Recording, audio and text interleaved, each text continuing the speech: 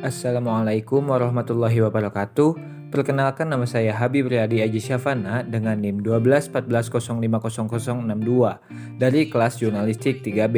Di sini saya akan menjelaskan mengenai psikologi komunikasi dan kaitannya dengan kegiatan atau profesi jurnalistik.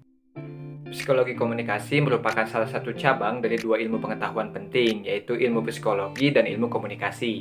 Psikologi merupakan ilmu yang telah berkembang lama, sedangkan komunikasi merupakan cabang ilmu yang relatif baru berkembang. Salah satu cabang ilmu psikologi yang membahas bagaimana manusia berinteraksi dengan manusia lainnya disebut dengan psikologi sosial. Psikologi sosial diambil alih menjadi salah satu cabang ilmu komunikasi dengan nama psikologi komunikasi.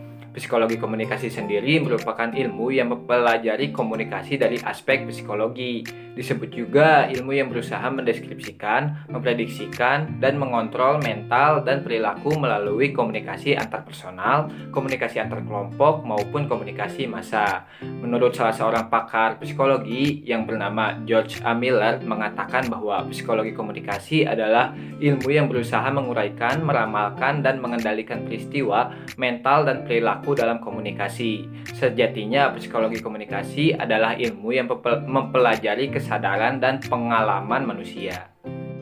Kemudian salah satu profesi jurnalistik yang akan saya analisis adalah profesi news anchor atau pembawa berita. Profesi tersebut ibarat jangkar yang bertindak menyampaikan informasi secara tepat kepada publik. Seorang news anchor harus memiliki beberapa keterampilan dan kemampuan agar pesan di dalam informasi dapat tersampaikan dengan baik dan benar. News anchor sendiri merupakan seseorang yang membawakan materi berita dan sering terlibat dalam memberikan improvisasi seperti komentar dalam siaran langsung yang ia bawakan. Tidak sedikit juga seorang news anchor yang terlibat dalam penulisan berita bagi program yang akan dibawakan sendiri oleh anchor tersebut. Anchor juga biasanya ikut terlibat dalam mewawancarai narasumber di studio maupun memandu program diskusi. Konsep psikologis komunikasi dalam pekerjaan news anchor bisa dilihat dari komunikasi verbal dan juga nonverbal yang digunakan oleh seorang pembawa berita. Secara umum, komunikasi verbal adalah komunikasi yang berbentuk lisan ataupun tulisan. Contohnya adalah penggunaan kata-kata yang baik dan benar. Sedangkan komunikasi nonverbal adalah komunikasi yang tidak menggunakan kata-kata. Contohnya menggunakan bahasa tubuh seperti mimik, wajah, dan gerakan tangan. Bahkan intonasi suara dan juga kecepatan berbicara masuk ke dalam komunikasi nonverbal. Terdapat beberapa poin yang meliputi komunikasi verbal yang perlu dilakukan oleh seorang news anchor. Di antaranya yang pertama, tergantung dengan konten berita apa yang akan disiarkan, seorang news anchor harus dapat menyesuaikan bagaimana dan bahasa apa yang harus ia gunakan.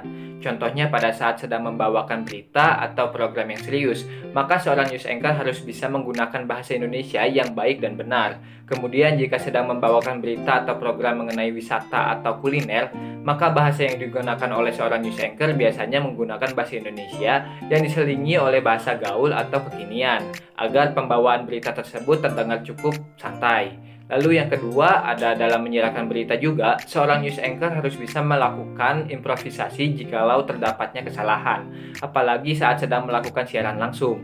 Improvisasi juga bisa digunakan pada saat seorang news anchor memberikan komentar ataupun pendapat pada saat sedang melakukan sesi siaran. Lalu yang ketiga atau yang terakhir, selain menggunakan kata-kata, seorang news anchor juga harus pandai dalam menulis sebuah berita, hasil wawancara, ataupun kesimpulan dalam sebuah wawancara yang telah ia lakukan.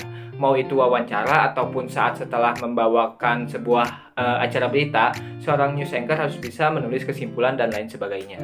Selain komunikasi verbal, terdapat juga beberapa poin yang meliputi komunikasi nonverbal yang harus dilakukan oleh seorang news anchor.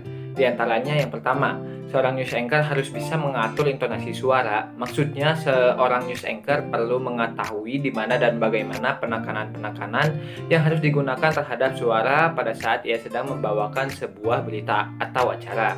Lalu yang kedua, kecepatan dalam berbicara juga harus diperhatikan. Seorang news anchor harus dapat berbicara atau menjaga tempo pada saat sedang menyiarkan sebuah berita. Jika dapat mengatur tempo dengan baik dan benar, maka berita yang disampaikan akan nyaman untuk didengar oleh para penonton.